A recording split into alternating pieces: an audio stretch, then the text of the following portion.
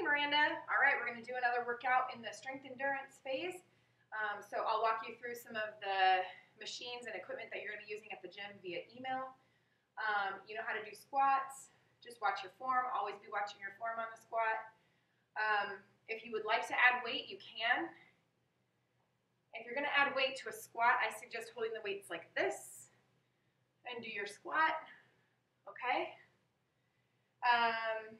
The split squat is where you are kind of lunging, just dropping your hips up and down. And again, you can hold weights or not, keeping most of the weight in that front foot and your knee in line with the second toe. Okay, the single leg hip extension, I know you've done these before.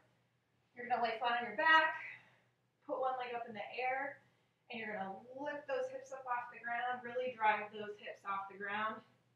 Okay, keeping the weight in your heel of your base foot to make it more challenging. You can put your arms up here. You can also hold weights on your hips to make that more challenging if you need to make it more intense. And remember not to let your hips rest on the ground in between each extension. Just let them graze the ground and then drive them back up. Okay, the single leg deadlift, I want you to do with dumbbells. The deadlift you're going to do with a bar. So I'll show you the deadlift first. Okay, I want you to do the deadlift with a bar, just one single bar. You're going to have your feet about hip width apart, so a little bit closer than maybe you would do a squat, just a little bit closer. Okay, and you're going to go down. I know we've done the single leg before, so it's really similar. You're going to go down. I like to keep the weight really close to my body and then snap back up. And you may not be able to go very far. It depends on how flexible you are, because I want the back flat and the legs straight. And your shoulder blades squeeze together. So keep those shoulder blades squeezed together and out of your ears. And you're going to lean forward. A lot of people have a tendency as they lean forward for a deadlift to let their arms drop and their shoulders drop. And see how my back is rounded. I want that back nice and straight. So it helps me to keep the weight closer to my body. It just helps me keep my shoulder blades pulled back. But you can do whatever you want. You can let your arms drop. Just keep them close. Keep your shoulder blades pulled together and that back nice and flat. And then you're going to stand up. And when you stand up, you want to really squeeze through your hamstrings and your booty to get you back up. Okay? The single leg deadlifts are this. It's the exact same thing, except on one leg, and I want you to do this one with dumbbells. So watch, that you're not sagging into that hip. Keep your posture nice and tall, and then you're going to do the same thing. You're going to just bend over and snap back up, and this obviously is going to work your core a little bit more because you're going to have to stay balanced. The idea is to not put this foot down at all through all the repetitions. So as you come back up, try not to put that foot down.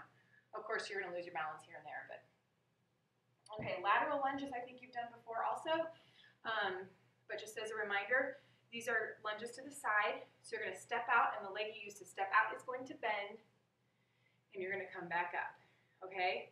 And you're going to alternate these, and you're sitting back just like in a squat, all right? So from the side, this is what it looks like. See, my hips are dropping back and coming back up. The things you want to think about are when you step out with that foot, your feet are parallel. Okay, you're going to sit back. Weight is in the heels of your feet, and you don't want this knee hyperextending over your foot. Okay, so just like in any kind of lunge or squat, you're just going to sit back and keep that other leg really straight. These actually feel really good when you're at the end of a leg workout because it'll kind of stretch the straight leg a little bit. Okay, bicycles are your core for today. Now, with these, I want you to really push yourself. But you're going to kind of have to be responsible for pushing yourself on these. So the bicycle movement is just hands behind the head, chest nice and open, shoulder blades squeezed together, so you're not curling around your head like that with your elbows, okay? And you're going to twist and twist and twist, okay? But here's what I want you to do. I want you to do these and get the feel of them, okay? So as your foot is coming out, you don't want to let it touch the ground, and you want to extend it as much as possible. Get it as straight as possible. okay? Then once you get the hang of the movement, and you've probably done these before, but once you get the hang of it, I want you to slow it down. So do something at a tempo more like this. Switch, switch, switch, switch, okay? And obviously the slower you go, the more intense it's gonna be. All right, have fun with this one.